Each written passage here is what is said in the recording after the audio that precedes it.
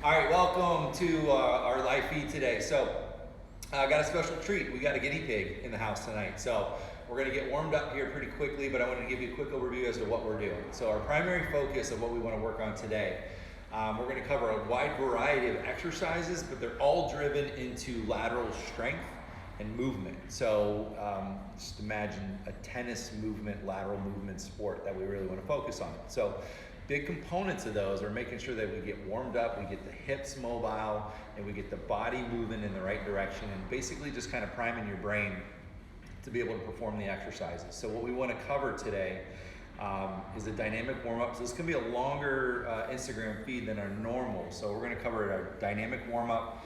We're going to do some lateral-based plyometrics.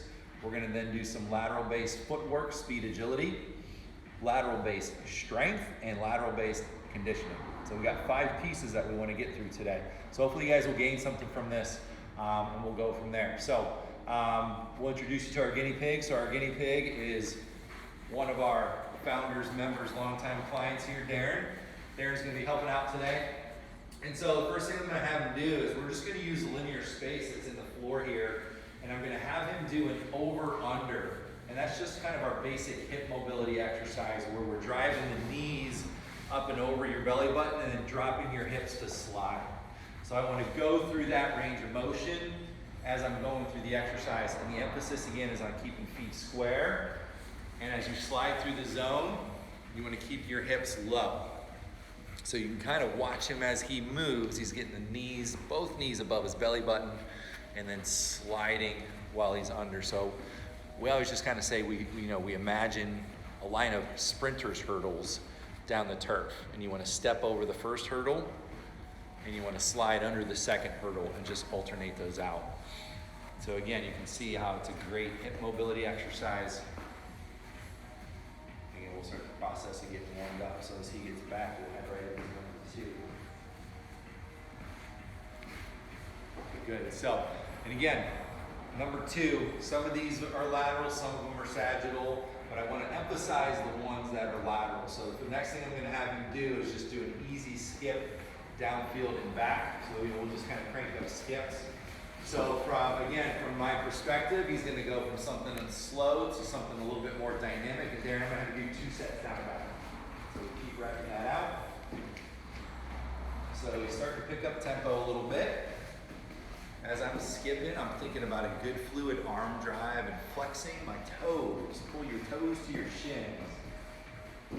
Got it. So let's do a lunge open. So when our lunge opens, again, we're in line. He's going to take a big stride and sink into his front heel. And then we're going to open away from the front knee. Good. So we're just trying to open up the whole hip. And then you'll start to stretch out and mobilize the shoulders as well. Again, it's a little slower. We got to take our time with it, which is fine, but he has not stopped yet. Let's do the same thing coming back. Yep, same thing. All right. So as he's finishing up that set on the way back, we're going to move into, again, some lateral components, and we're going to end up doing a lateral skip. So this is the tricky part. We are videotaping you, Darren, so you got to nail this one. Okay, which one is it? So the lateral skip. What I love about this one is it will make like the best tuned athletes look a little bit wonky, but we're going to do a lateral skip, and basically what I like to do is I'll start with a foot up, and I drive the foot down into the floor, and I cross over as I skip downfield. So it's a tricky little dance move, but you're really emphasizing pushing off on the outside leg. Push, push, push. You got it. And you're just going to do the same thing coming back. And we'll keep the same cycle. Let's go down and back twice, Darren. Got it. One more time. Yep. Drive cross, drive cross. Drive cross, perfect, and then just start with your right leg up, and then drive down, cross, cross, cross. Good, and then the last one I'm gonna have you do, brother, is just an alligator open. So we'll get into a push-up position, and again, we're back to something slow. It's a stationary exercise. We're gonna drive the heel all the way up to your hand, Be aggressive, and then extend, open the shoulders. Just start to open things up here, right? So we starting to get warm, or we need to do a little bit more? How you feeling? I'm good. Okay. So he's gonna do a set of 5 each leg.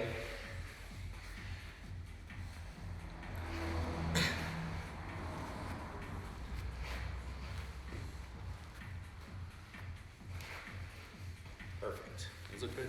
Yeah. Logo looks fantastic. Paint job on that logo. Me and Tristan. Got it. Okay. So I want to touch real briefly on that, right? Like Darren literally just moved for about 6 straight minutes. Are you warm? Yep, I'm good. So he's warm in 6 minutes. He warmed up with purpose. He had a mission. This is what we were gonna do. We were not messing around with our time, right? He was on point and got his shit done. That is hugely important when you're talking about your dynamic warm-up. You don't want to half-ass it, basically, short and sweet. So he's warm. The first thing we're gonna do is we're gonna move into some lateral movement plyometrics. So on the front side, and I'm just using a 6-inch box here to start. And so a couple things that we want to start with, again, is I want to make sure it's sort of a continuation of a warm-up. I don't want to go on a scale of 1 to 10, work at a 10. I'm going to have him start on the box laterally, and we're just going to hop up and over the box. So it's a continuous range of motion where I'm loaded, and I'm up, tap, tap, tap. And so I'd say focus on 2 things. The fluidity component, and I'm going to have Darren start to go through a set of 10. This is actually probably a better way to do it. Ready, set, go. We'll do 10 reps. Tap, go. So I really want him focusing on the fluidity of it. And if you notice, he's dropping his hips when he's decelerating. Yep, once you get to 10, we're just going to take a short break, and let's hit through 2 sets. And so, easy way to progress, right? I'm just going to add a little bit of height. Same concept. Right now it's about a 16-inch box, 14-inch box. Good. You can see how he's dropping his hips to decelerate on the edges. I think a common misconception, and what I see a lot, is we try to stay high, and we're just trying to jump over it by staying high and rigid, right? I want to teach that fluidity and kind of loading into the hips and the big muscles, and then changing directions. So that's where a lot of those components kind of come into play with when you talk about performance and prevention. That's where that comes into play. So if I'm teaching him to play high, to train high, right, then he's going to play high. And so if I can reinforce those mechanisms, I'm going to take any chance that I can. We always say we try and kill 2 birds with 1 stone. So a lot of times that's why we try and harp on those components, because they're integral to other components. Now, let's say you don't have a nice 4,000 square foot gym. Let's say you're out on a field, and we still want to get some lateral movement work.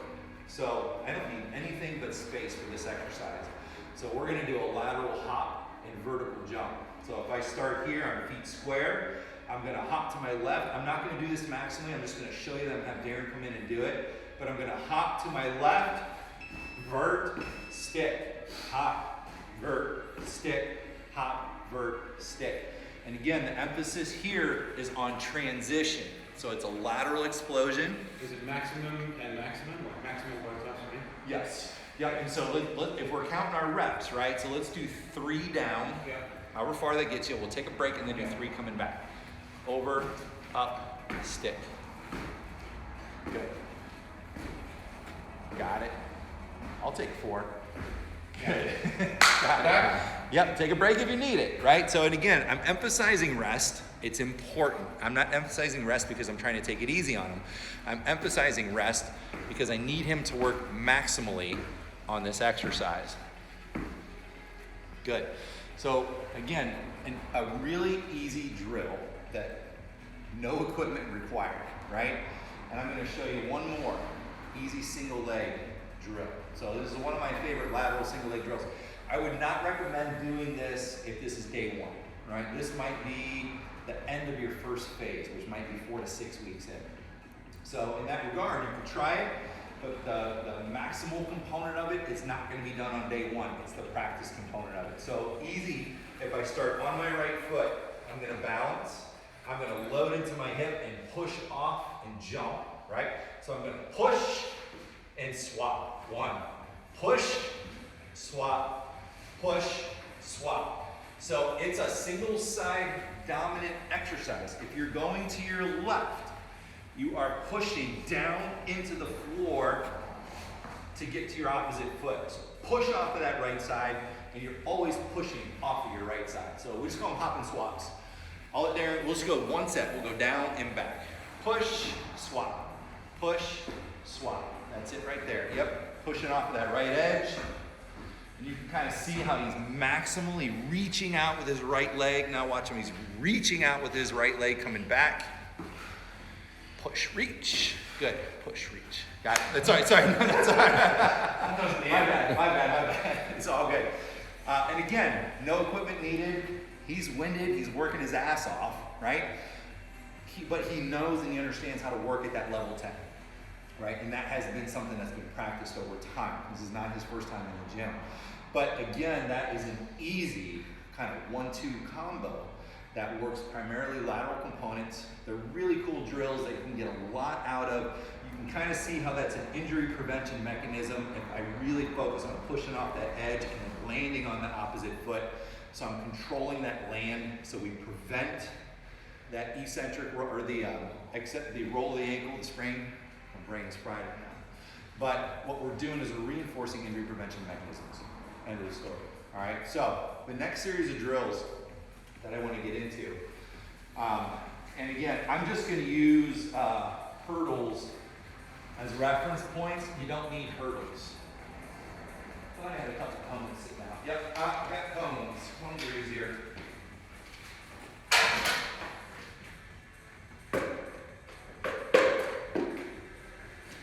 So, again, 2 cones. Easy enough. You don't need cones. Use a pair of socks. Use 2 books. Use whatever you want. I don't care. But for visual appearances, you can see we can set our distance. That is important. Distance is important because I want to be repeatable in everything that I do. And again, there's 2 more body weight exercises that you can do on the court, on the grass, in your backyard, outside anywhere.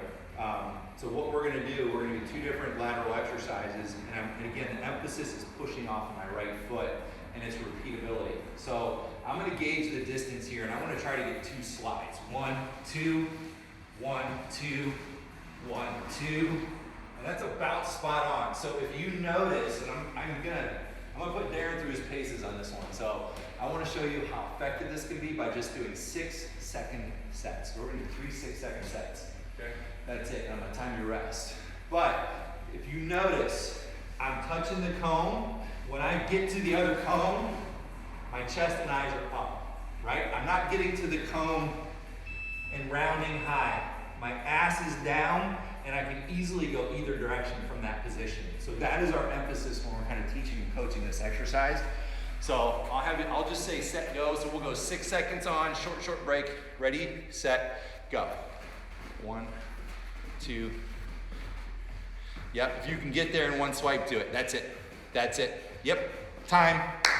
Got 6 seconds to work. I'm gonna count them down and let them do it again. 3, 2, 1. Push, push.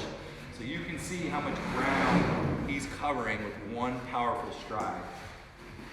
And time, you got it. So last set, easy progression. He's got to cover another foot with the same mechanics. Ready, go. Push. 1 push, that's it. 1 push, that's it. 1 push. Got it. Time. Woo!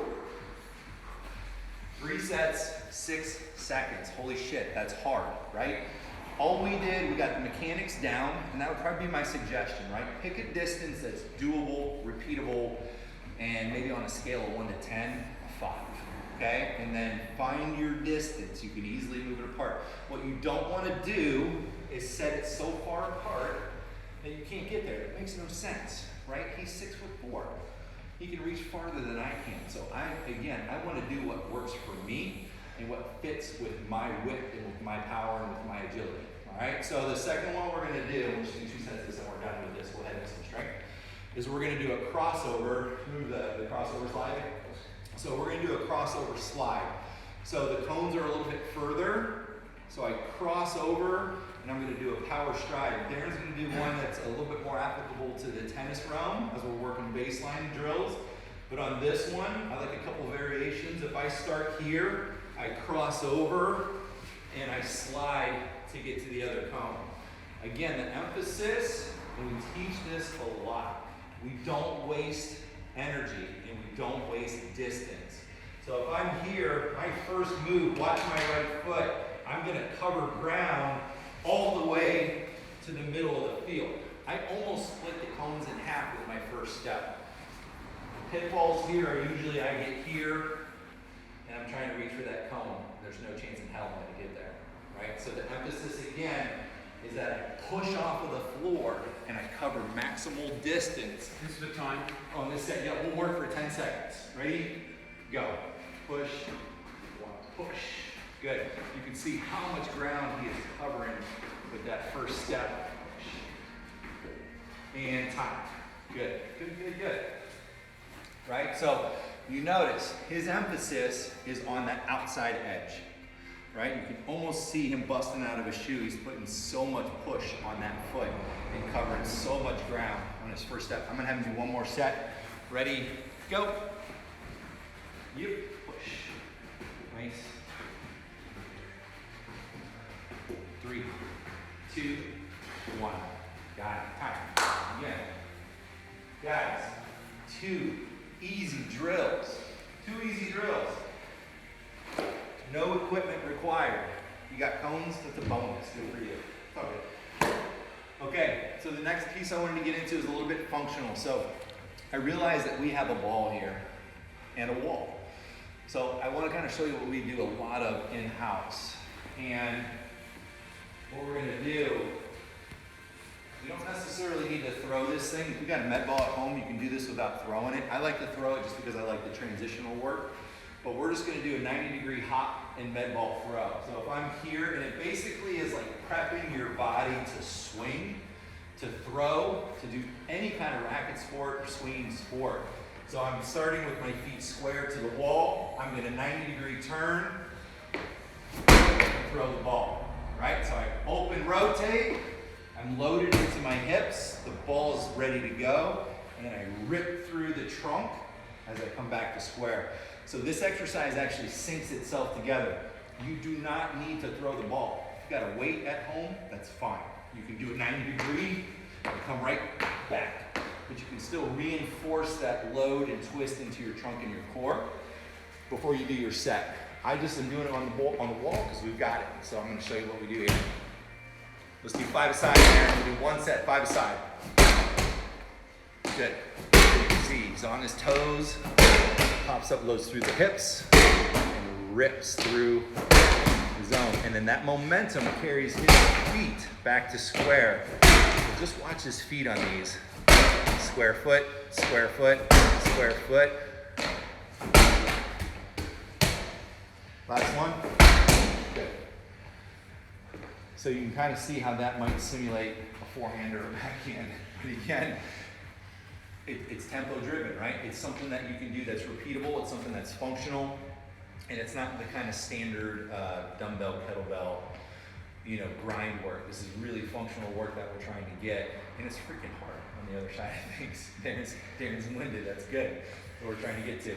Okay, so that's the functional med ball piece, and now I wanted to go into 2 sets of strength and then a little bit of work capacity. So again, we'll just use a med ball. Let's assume you guys have a med ball. Let's assume maybe you have some dumbbells.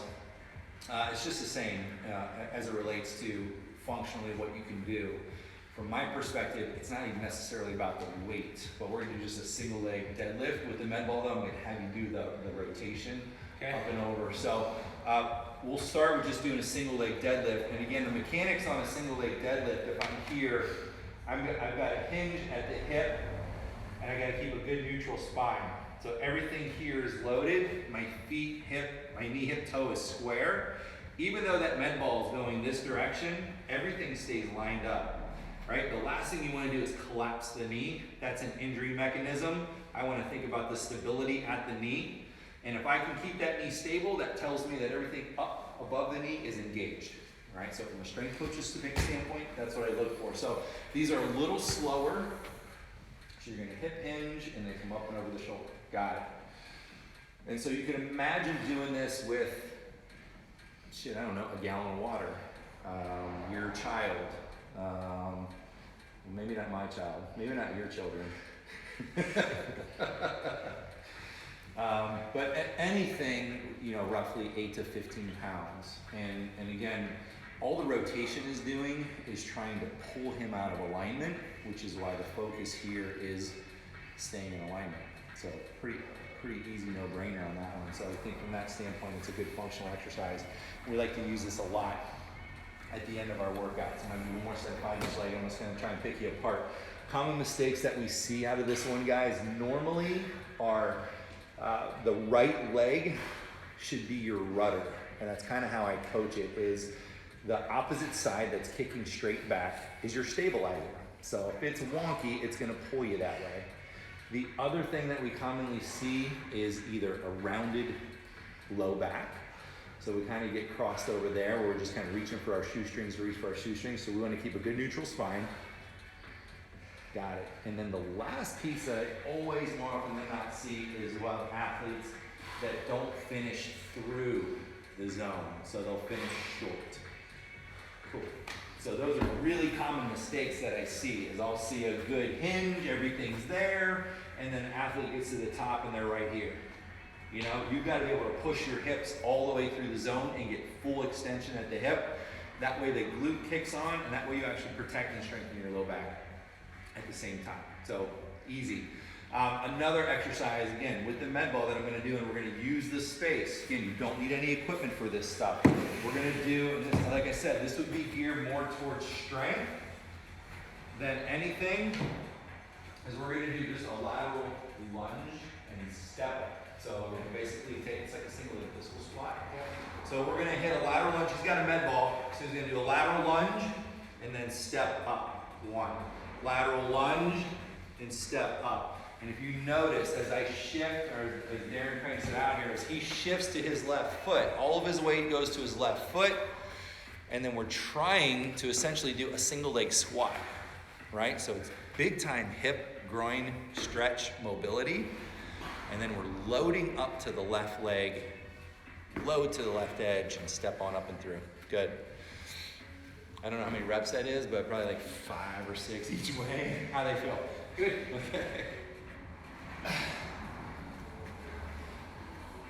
And then of course he's got to go back the other direction. So again, the only thing here, guys, with unilateral strength training, it may take a little bit longer. You got to be way more specific with your form and with your joint angles. But it's so much more effective because you can see we're asking his whole body to do a squat with just his right leg. So we're getting good mobility, good hip stretch, everything else.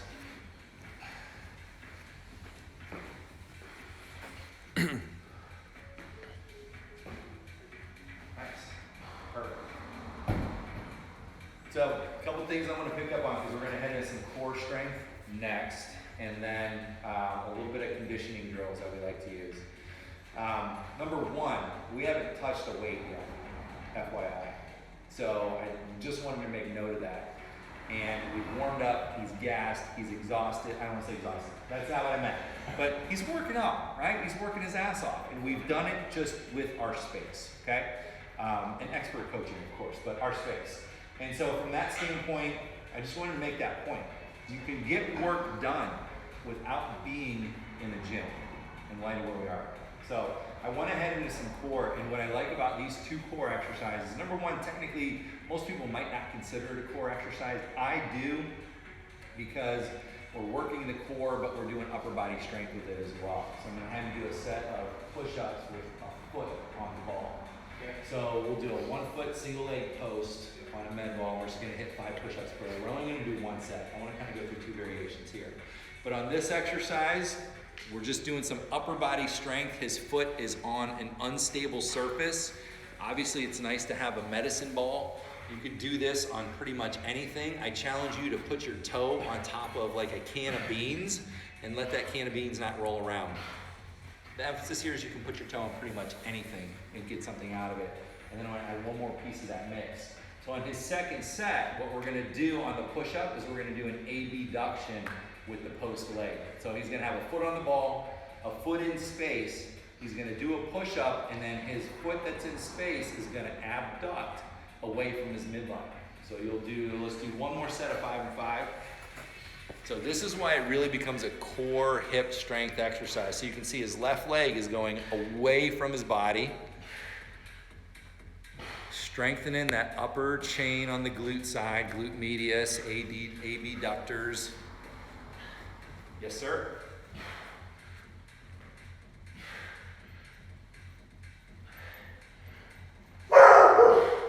Good old Rudy. Got it. Cool. Again, for me, that's core, right? Because we're working hips, core, everything here. This kind of becomes the after effect, right? We're obviously working and strengthening triceps and shoulders as well, but that's a abs, man. So the last one I'm gonna have you do for core, good example, again, med ball, great, gallon of water, great, nothing, that's fine. We're gonna do a 1-2 back through. So you're on your butt, your feet are in the air, and so it's kind of like an old school Russian twist, and then you're getting totally straight, hands and feet off the floor, and you're going totally flat, and then going back up to your position. Got it. So let's do a set of 10. That's all I need you to do. So in the Russian twist position, again, these get a little bit of a bad rap. What I want to make sure is that he has everything in front of him engaged and turned on. We should not be using the low back here on this exercise. And then when he gets length, what I like about this exercise is that I've got a resistance in his hand. Specifically as it relates to a tennis player, we're starting to strengthen that overhead position, right? So we get into that locked out overhead position and we start to tie the muscles back into the core while he's horizontal. So it's a big component in working on shoulder strength and how we tie that into core. And it's a pretty straightforward, simple exercise, again, that you can kind of do at home. There's a lot of variety that we like to add to that mix, but again, I figured that was a couple easy variations to do. One where your foot's on a ball, one where you're actually holding the med ball, but they're both related to upper body and how it ties into your core. So let's head into some conditioning. So just gonna take this one is, just gonna bear with me for 2 seconds. It's gonna take one quick little setup. So we have some pretty cool sled toys around here. And especially with our lateral dominant, not only our lateral dominant athletes, but our lateral dominant, what I want to say, protocols that we run through the day. So our day is the way that we kind of draw them up and go through them.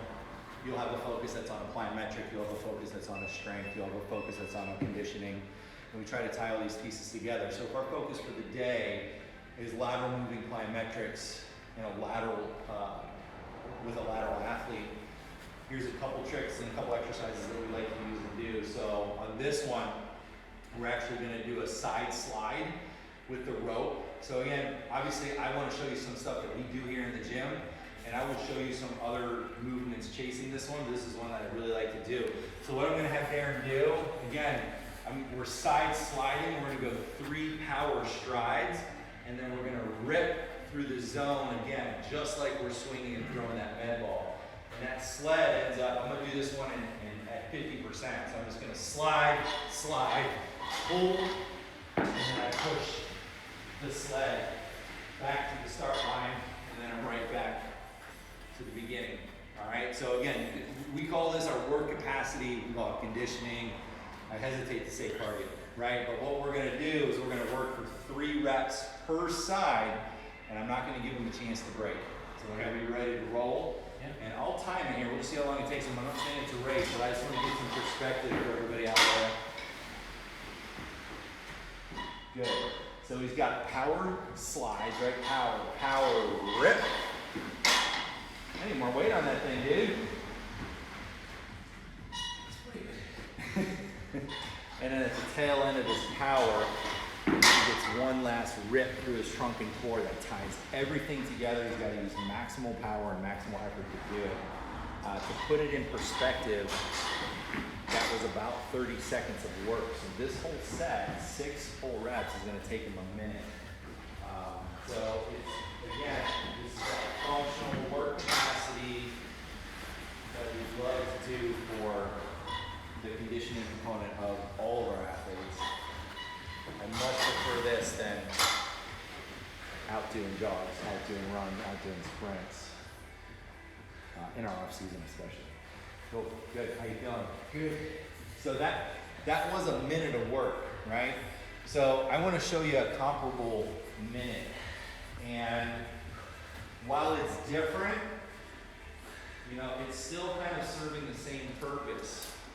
What I want to get into is a component that is, I don't want to say mindless, but the technicality of what we do should be the highest at the beginning of our workouts because that's when we need it the most. As he is starting to get fatigued, now I need him to kind of go into that space where he can just grind and get shit done. And so the more that I make him think about having to do something, the less that he's actually gonna get out of it. So that's why we call it work capacity. That is our conditioning mantra. That's what we believe in. We do rowers, we push sleds, we're doing movement-based work, but it's not a lot of high-end maximal work. It's just a consistent kind of grind. You don't need rings. I'm using them for our reference point, and it'll kind of help you just kind of see the logistics and the easy setup. You can use towels, you can just use hash marks on the field. Wherever you are, it doesn't really matter. But what we want to get into is we want to get into a little bit of a loop where we're moving laterally and then shuffling back. So I'm essentially creating a little track here for him, and we're going to work for a certain amount of time and rest for a certain amount of time. So here, I'm going to chop down, chop, chop, chop, chop, chop, stop, and then slide, slide, slide, and then repeat. So I would emphasize the stop as being the premium there. So quick, quick, quick, quick, quick, stop, and then slide back. I emphasize that stop for a couple reasons. You want to roll? Sure. Let's crank for 30 seconds. Ready, set, go. So I emphasize that stop for a reason because as he gets tired, and I'm speaking about on the tennis court, he is going to start playing higher and higher and higher. So now that we've worked his legs, we've worked his core, we've worked a lot of plyometrics, and he's starting to get tired, I want to emphasize the stop and then transition. It's all good. You've got 8 seconds to go. So 2 more rounds. That's 1, slide, slide. Last one. And good. Short break.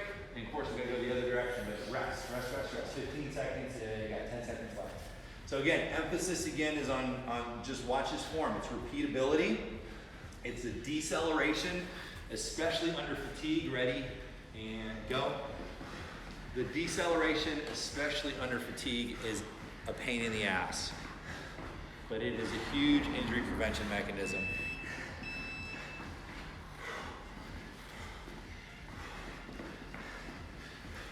You got it, looking good. We're got 10 seconds left, brother. Yep, easy. Here we go, last one. 3, 2, 1. Good. Right. Cool. Awesome. All right. Again, really, really simple drill, right? So straightforward. How those feel just from a conditioning standpoint? Easy, good to get into the flow. And again, those are hugely important, guys. So we want to be able to do things that try to smile. We want to be able to do things that we can be consistent with, that we can build upon. And that we can get better at, but that are also going to challenge us, right? So we want some stuff to be fun, we want some stuff to be hard, we want it to be all of the above. If it's boring, we're going to have a tendency to not do it. If it doesn't make sense and the science doesn't make sense and the logistics don't make sense, we're not going to do it. So try to keep it really simple from that standpoint. And so hopefully you guys picked up something today from what we're doing. So I think that's it. Good to go? Awesome. Couple more things and let's call it for a day. Hopefully that ran the gambit of everything that we try to incorporate in the gym, right? So from our warm-up to our plyos to our dialed-in specifics to how we program and put things together. The hows and the whys are hugely important as to what you're gonna do. So I just wanted to stress that and emphasize that today. I want to thank Darren taking the time to come out. It was awesome. Again, I'll throw it out there. We're looking for volunteers that want to come in and go through this shit. Do you know how many people responded last week when I asked? 1, right? So there's your challenge. If you want to be a part of this, Monday we're doing conditioning and energy systems. So if somebody wants to come in and do our energy system training, don't eat before you come. That's the only thing I can say. And then next Thursday, we're going to start on a new topic. You're just going to have to tune in and see how it is. All right? Thanks for tuning in, guys. I appreciate it. We'll be in touch and see you soon. Thank you. That's all right.